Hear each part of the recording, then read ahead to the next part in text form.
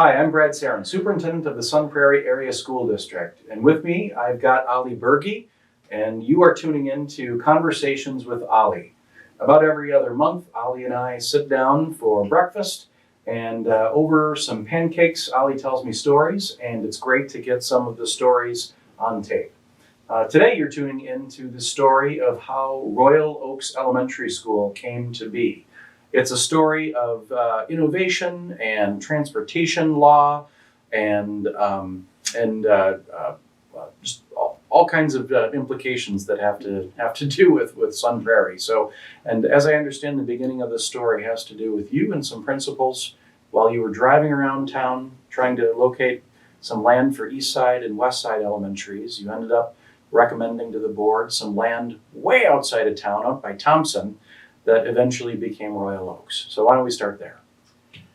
Well, I mentioned kicking up a couple of principals and myself and driving around looking at sites. I really should add to that there were 5 of us in the car. When I think back about it now, I'm getting old, you can't remember everything. But at that time, we hired a business manager. Now, I never had a business manager until I was here probably 5-6 years. Mm-hmm.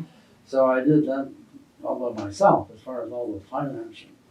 And we also hired an elementary supervisor, director of instruction, really. Mm-hmm.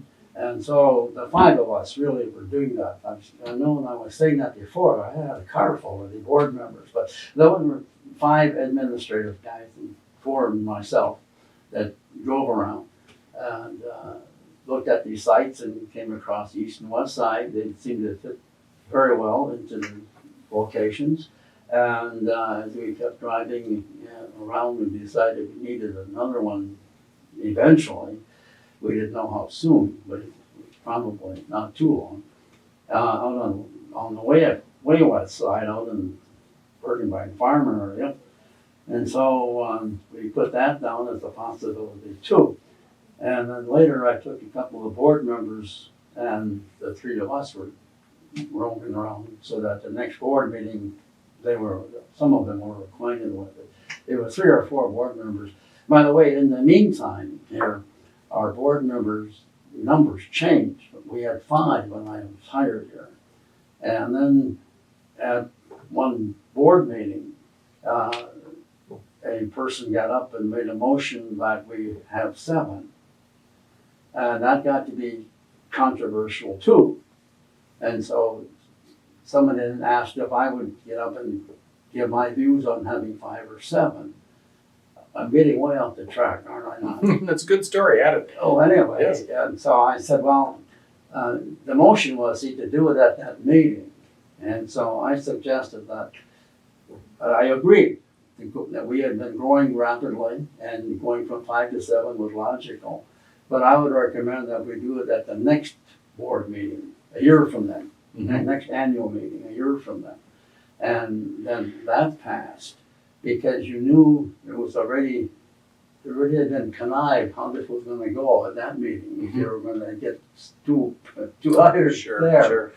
So it was delayed till a year from then, so it could be put on the agenda, advertised for, who was going off and how many were going on. Mm-hmm.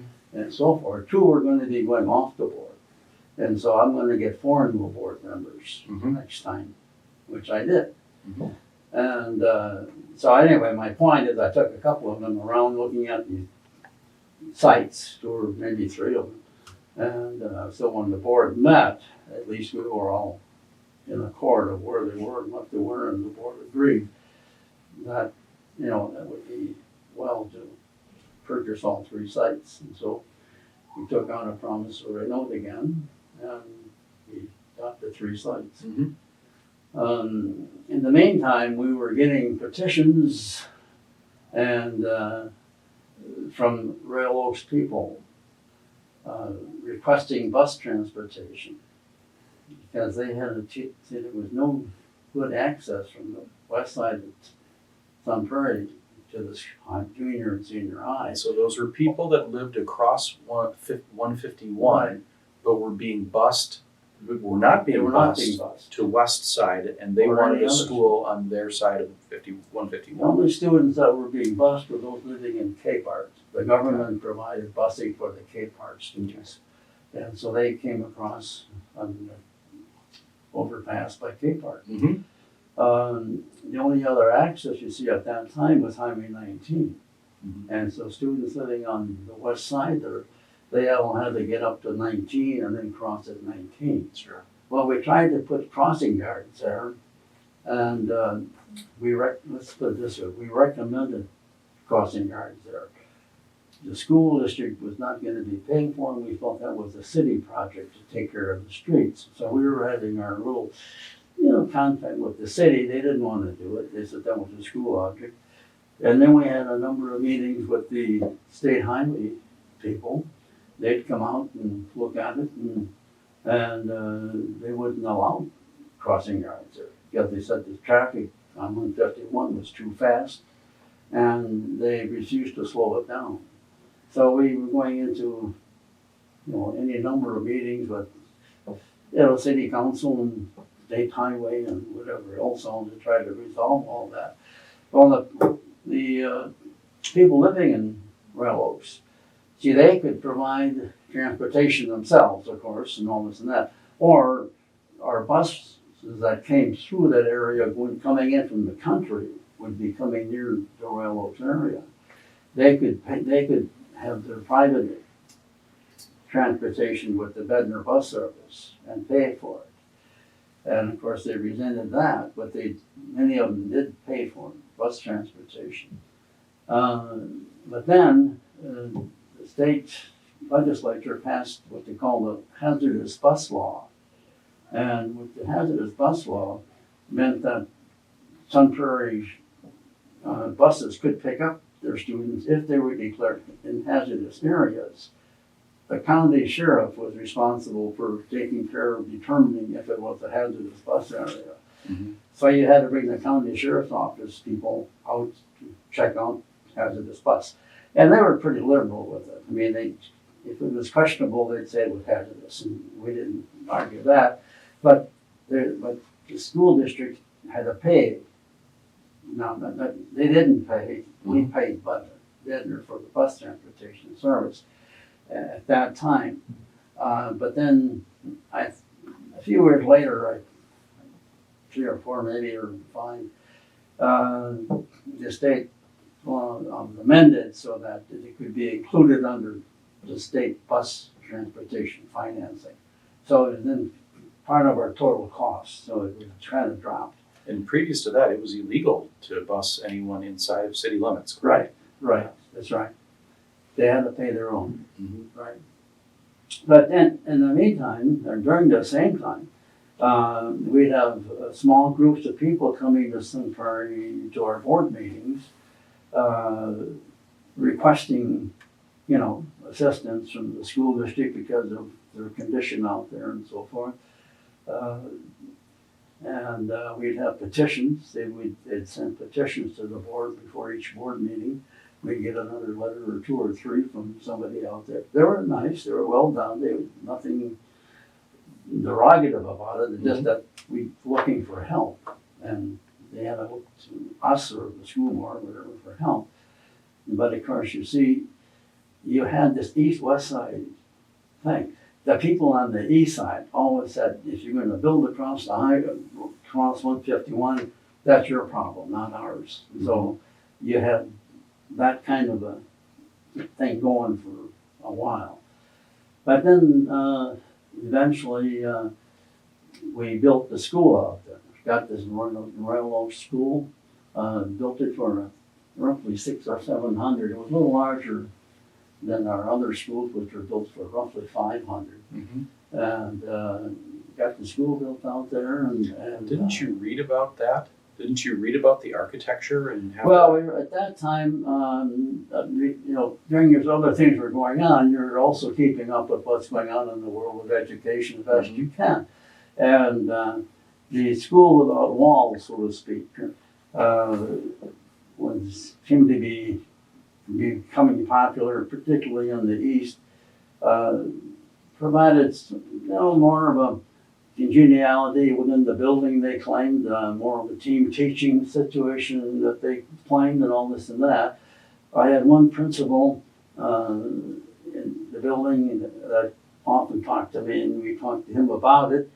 And he was principal, I guess, at Eastside, but then he was offered the job at Lake Geneva, which is a union high school and graded school. So he was then over the whole school system, all the buildings. And he took that job, and I hated to lose him. And he was just there a couple of years, and was offered a job at Middleton. And so he was back in our same area. And so when we had different administrative meetings, I'd see him again, and we'd still talk about it. Well, now we were building this school, and school without walls, so to speak. And he became very interested and decided to, I offered him the job to leave Middleton and come back to Sun Prairie, which he did. We were very fortunate because he was sold on the school. Mm-hmm. And you don't know how it's going to go. I did send a letter or a memo to all the teachers in our elementary schools and telling them about this school and a little bit about independent type of school, and asked if any were interested to wanted to apply, let me know. Send a note back indicating your interest. Well, I got quite a few people responded, which is surprising. I didn't know that many would be interested. And many of them would, you would call your best teachers. So when you opened up that school, you had just a heck of a strong staff. And as I always said that with that staff, they could have had the school out in the cornfield someplace and done well. Sure. They were just talented teachers. Mm-hmm. So it took off well, got a good start. Parents seemed to love it. They just thought it was wonderful for the kids. And the architect was from Oshkosh that had Yeah. experience in it. Right. I can't remember his name, but he had built some schools like that, Mm-hmm. designed something like that. So we happened to get him. And at the same time, you were dealing with the closing of half of K Park then too. Well, right. Then around 1970, it was 71, we got word that they were going to close half of K Park, reduce the number of Air Force personnel. And so, that what's going to happen to that half?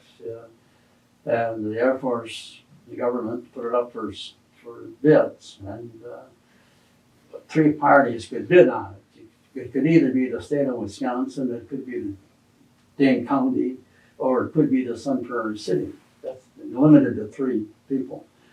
And whoever got it, the government can put these regulations on it, a requirement. Whoever would get the bid or would want it and bid it had to use it for one of three purposes. One was for elderly, one was for low poverty, and the other was for the university housing for University of Wisconsin students. Well, they said that they gave you 3 months to determine whether or not you wanted to bid on it between the three groups. And eventually, Sun Prairie was looking at it for the elderly and then dropped out. And but Dane County did pick it up. They picked it up for low income people only.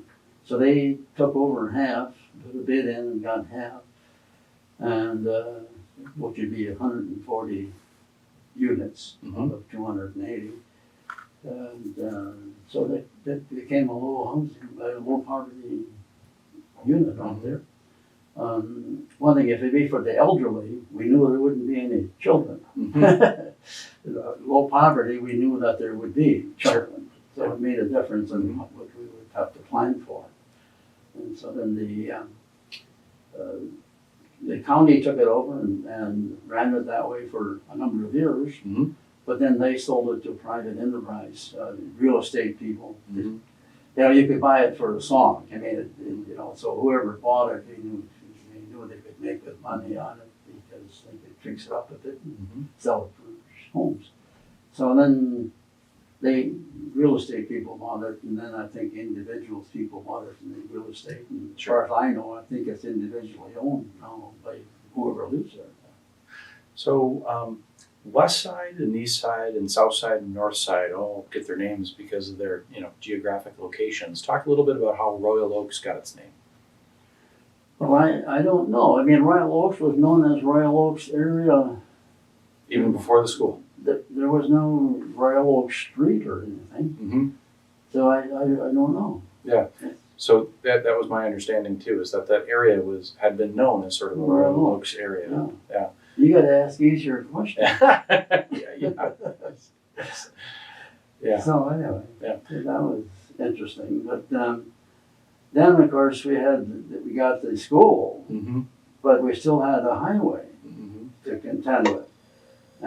But eventually the state highway department decided to put a pass through on Main Street, and so we could get through on Main Street and Highway 19 both.